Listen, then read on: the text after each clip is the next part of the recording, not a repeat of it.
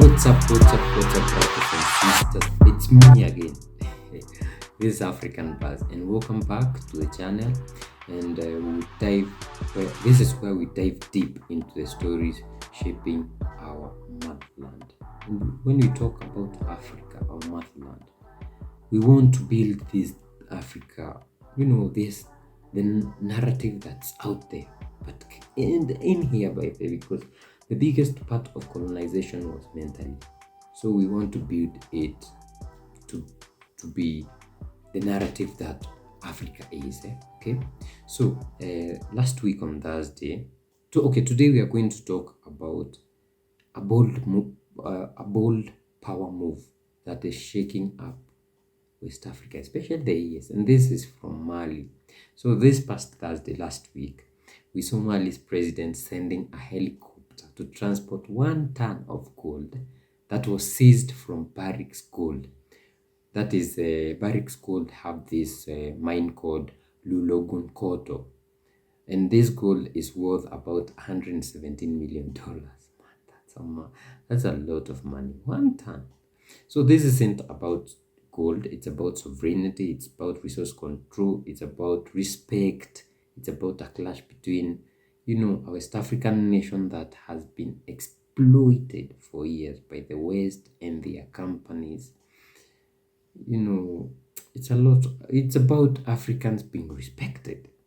So stick around us as we unpack this explosive situation, the history behind it, and what this means for Mali, the AES, West Africa, and Africa. So guys, first we have General Assimi Goita. General Assimi Goita came in as he came in after he took power through a coup in 2021, just like Traore or Abdurrahman Tiani.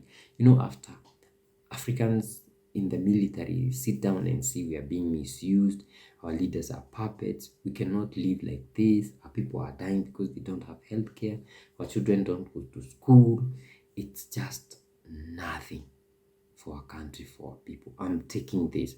And they do that. That's what they did in 2021. We saw Ibrahim Traore doing it in 2022. Actually, in Burkina, it was done twice.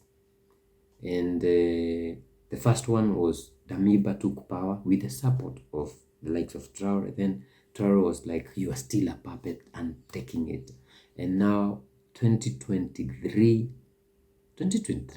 right? Yeah, 2023 July, we saw Abdurrahman Tiani from Niger taking it from Mohamed Bazoum and saying, you know what, get off this seat. And now together they have the AS configuration. So Assimi Goita is steering Mali economic independence, especially in gold-rich lands, which produce about 25% of the country's GDP. That is huge.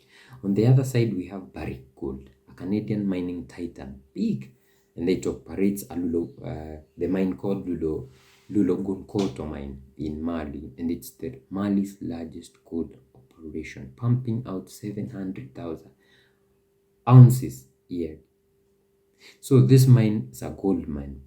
Pun intended, this mine is a gold mine for both, but it's also the epicenter of their feud. So Goita's government wants more control and profit, while Barick's fighting to protect its 1 billion investment. And the problem with these foreign companies is they have been extracting and stealing and taking away from the people. So you find that the people of Mali, the people of AS are not benefiting, and Traore is doing the same. One, you find that Traore already built or constructed a gold refinery. Last December, you see him presenting their own refined gold. Mali is doing the same through the help by Russia. So this thing started brewing with Mali. The trouble started brewing in 2023 when they introduced this mining code, and this mining code where the law boosts state ownership to 30% in mining projects and jacks up royalties based on gold prices, putting Barick in the cross here. So you have to give 30%. So let's talk about the new mining code 2023. So following the rise of Assimi Goita, Mali adopted a new mining code in August 2023, allowing the government to hold up to 35% interest in mining projects, up from 20%, aiming to increase state revenue from the gold sector. So dispute with Barick mining, Barick, which owned 80% of Gonkoto, faced ongoing disagreements with the Malian government over profit sharing. And negotiations in 2024 failed, with mutual accusations of non-compliance and escalating tensions. So escalations and legal actions, that was 2024-2025, and in November 2024 we saw 4 Barick employees were being arrested. You remember we reported that. And this prompted the company to initiate arbitration with the International Center for Settlement and Investment Disputes, that is CIRDI, in December. So early 2025, we saw the government of Mali impose export restrictions and seize 3 tons of gold. So this is not the first time. This led Barick to suspend operations and exclude Gonkoto from its 2025 production forecasts. So provisional administration from June, that is around June 2025, a Malian court placed the mine under provisional administration in June 2025, appointing former minister Sumana Makaji as administrator, marking a significant shift in control. So it stopped being owned by Barick Gold and now being owned by Mali.